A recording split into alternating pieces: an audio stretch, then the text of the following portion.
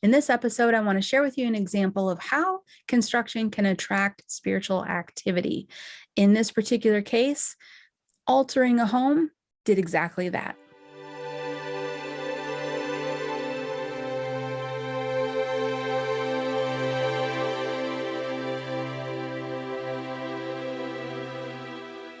I can't tell you how many times I have heard a homeowner or even a business owner, somebody developing land, say, okay, I'm pretty sure we're haunted. I don't know what's going on.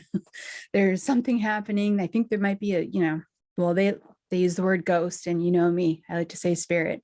There's a spirit and I think something's going on. And I come in and I find that the construction has, kind of jabbed into, altered, the energy and the agreed upon reality. So if you think about it in this way, let's take land, for example. You've got a piece of land, has the trees and the hills. If you plow down a bunch of trees, cut off the hill, energy is going to flow differently through that land. Same with a home. If you add a room to it, or you expand a room, or you cut a room in half, the energy in that home is going to flow differently.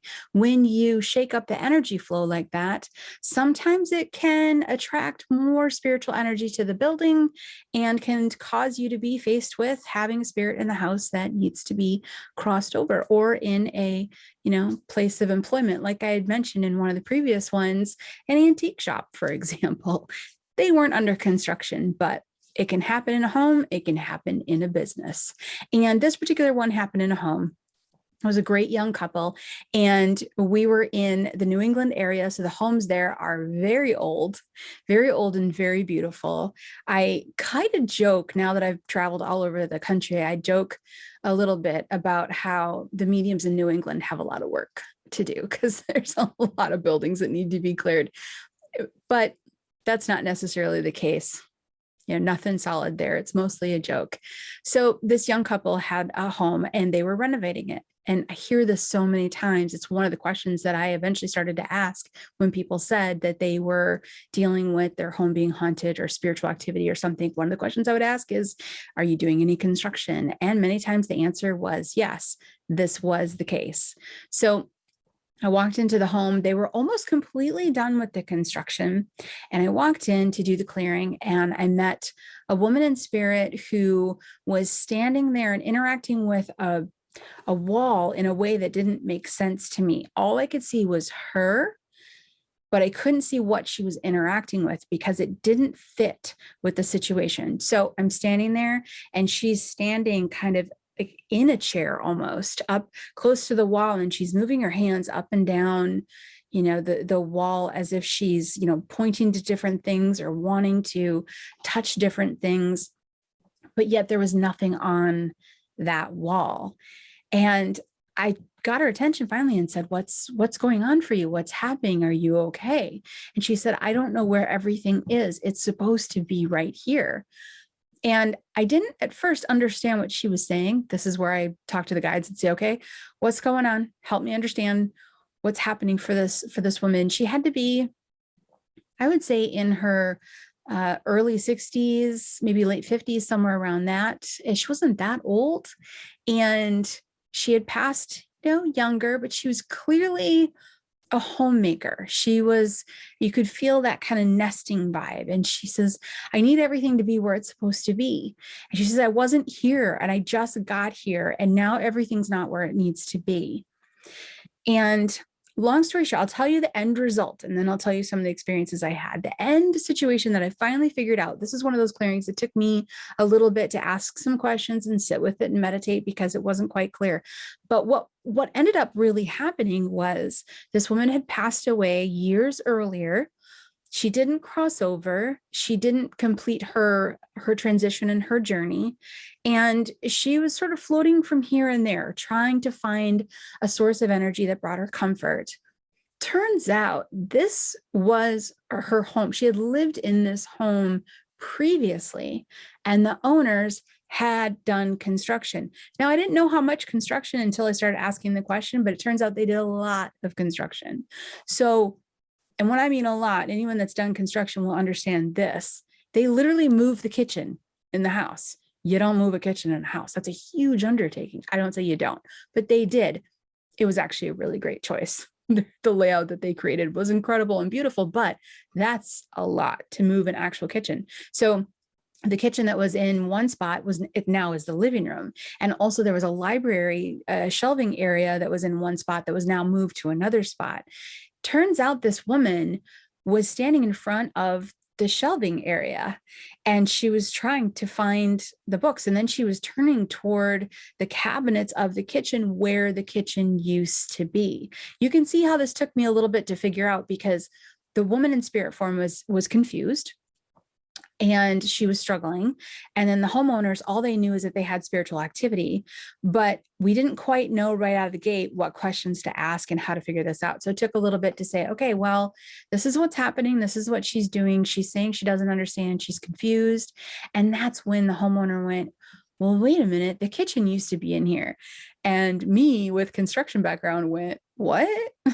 What? You mean the kitchen used to be in a different room completely? And she said, yeah. So that's when we started to piece things together. And I started to then ask the woman in spirit form, what do you see? Do you see the counter? Do you see the sink? And then as I was saying this, because the homeowner's describing to me what the layout used to be, now I'm describing that layout to the woman in spirit form. And the woman said, okay, yes. And once, as I'm explaining it to her, it was almost like her and I were together recreating her home the way it was, which brought her comfort. Now you can see that when her home that had previously brought her comfort started to become started to go under construction and get altered and changed, she is in the vicinity. She's in transition. She's in the in-between. She's not crossed over. She was drawn to the home because of the massive shift in her previous home's configuration. Really, I guess that's the easiest way to explain it, but she was drawn to it. She felt like something was off in a piece of her life that brought her so much comfort. And really, if you think about it, that's what happened. When you do construction on a home that's existed for 200 years, if you turn a bedroom into a bathroom, that bedroom belonged to, let's say, a little girl for 10 years of her childhood, and it brought her great comfort. If the small chance that that little girl is still transitioning or trying to cross over and hasn't been able to, it might draw her back to the home. That's just one example of how construction can draw energy and spirits to its location. It doesn't have to be a previous homeowner. This just happened to be the situation that I stepped into on this moment. So the women in spirit form, I listened to the current owner tell me what the previous layout was. I talked about the previous layout with the woman that was in spirit form. And as I did that, she started to calm. And I said, I can see the bookshelf too. I can see the kitchen too. And then I could hear the woman saying, oh, yes, there it is. There it is. There it is. And this happens when a spirit's stuck in the in-between and they don't have that physical body. They're able to mentally manifest most anything that they focus on or put their intentions toward.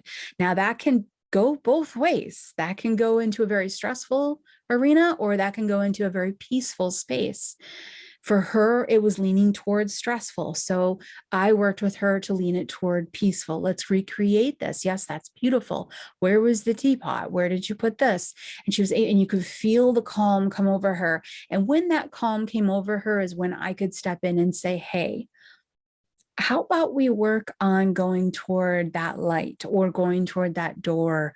How do you feel about moving toward this? And I remember also asking for loved ones on the other side to bring their energy close so she could feel their energy as well, work with me to help her cross over, because I could tell that the things that brought her the most peace were home, were security, were nesting, family, having everything in its right spot and creating a safe place for her. So for this crossing over experience, that was my job, to help create a safe space for her, to bring in the energy of the loved ones that helped her to feel safe in life as well, to bring in that loving energy of the other side and the light, so she could feel that if she was to move toward that, she could feel even more calm.